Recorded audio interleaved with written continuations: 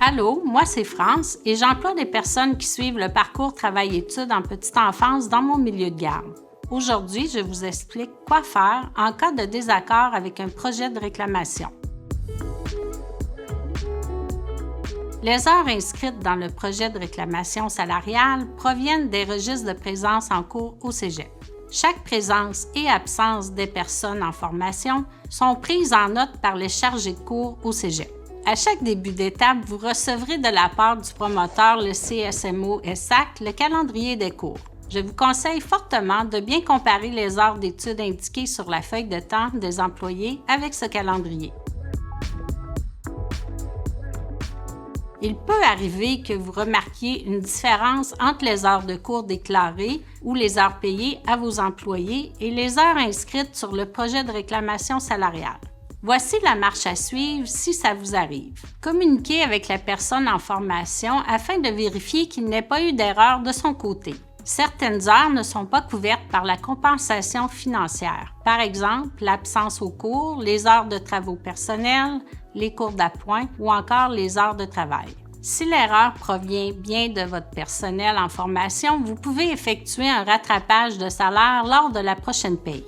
Si l'erreur persiste, indiquez distinctement en dessous de la case prévue pour la signature le ou les motifs de désaccord, c'est-à-dire les journées et les heures visées par le désaccord. Il est important d'annoter le document proprement, sans barrer ou raturer les informations initiales contenues dans le projet de réclamation salariale. Utilisez le formulaire de transmission des documents requis pour transmettre le projet de réclamation salariale annoté et signé, ainsi que le talon de paye de la période visée. Cliquez sur Parcours travail-études en petite enfance, coude. Remplissez votre NEC, votre nom et votre adresse courriel. Cliquez sur Transmettre un projet de réclamation de dépenses salariales, dater, signer. Sélectionnez la cohorte indiquée au projet de réclamation salariale.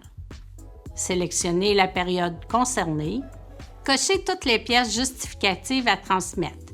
Elles sont toutes obligatoires pour obtenir le remboursement des heures d'études. Le projet de réclamation salariale signé, tout comme les talons de paye de vos employés en formation pour la période visée.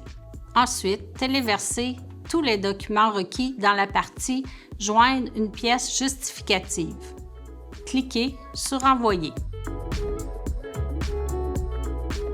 Le promoteur du parcours, le CSMO-SAC, communiquera avec le Cégep afin de vérifier les informations annotées dans le projet de réclamation salariale et fera le point avec vous une fois la réponse du Cégep obtenue. Si nécessaire, le CSMO-SAC procédera à une note de débit ou une facture afin de corriger le projet de réclamation salariale. Des délais de quelques semaines sont à prévoir. Pour savoir comment obtenir le remboursement des heures de stage, je vous invite à regarder notre prochaine capsule.